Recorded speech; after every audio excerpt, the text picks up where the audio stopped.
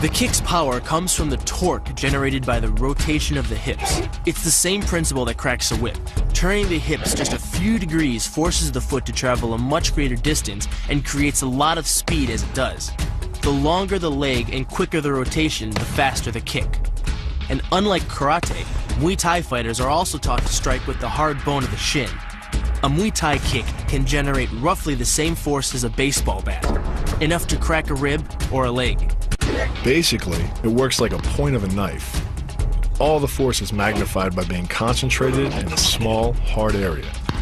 Even if the elbow doesn't deliver a knockout, it will almost always leave a nasty cut and often end the fight. It's not the arms, but the legs that drive our fists. Like a piston, the explosive power of the legs is capable of generating hundreds of pounds of force, all to a very vulnerable area, the soft underside of the opponent's jaw. Like the Hanuman move, the flying knee relies on the explosive power of the legs. But rather than spread the power of our blow over two fists, it concentrates it into a spear point of the knee and combines it with the force of gravity. It's the equivalent of hitting our opponent in the chest with a sledgehammer. The hyperextension of the elbow, created by pulling back on the locked arm, virtually ensures that he will be taken down. The knee strike to the wrist dislodges the knife and further loads the elbow and shoulder. The technique can easily result in damage to the elbow joint, the tendons of the rotator cuff, or even a broken arm. The key to this move is turning your opponent's lower arm into a lever. By grabbing his arm during the initial attack, you set up the lever such that direct loading to his elbow joint is achieved. Once the elbow is locked and loaded, you can pull a much heavier opponent off balance by simply lowering your center of weight. With practice, the ninja can hit his intended target from distances as great as 45 feet. At impact, that's more powerful than a Major League Baseball pitch. This move is more about timing and precision than power. Instead of hacking through the limb, the first strike imparts an injury just a few inches below the elbow. The sword's razor-sharp blade easily slices through the soft tissue of the attacker's arm.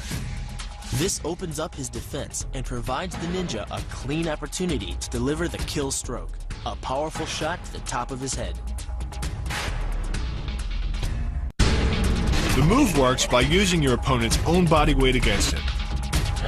The first strike can land at speeds greater than 20 miles per hour and can stun your opponent with the same injury-producing energy as dropping a bowling ball from over 11 feet onto his torso. By using his arm as a lever in conjunction with the leg sweep, you drive your opponent to the ground. Once he is on the ground, you follow up with a devastating strike to his face. The secret to the move is wrist control. By rotating your opponent's wrist to the maximum extent of its range of motion, the bones of the wrist lock against the bones of the forearm and make it impossible to bring the strong muscles of the upper arm to bear. Then, you can pull your opponent off balance and into a potent knee strike. The combined force of the knee strike and your opponent's forward momentum can be as much as 2,000 pounds, enough to dent sheet metal.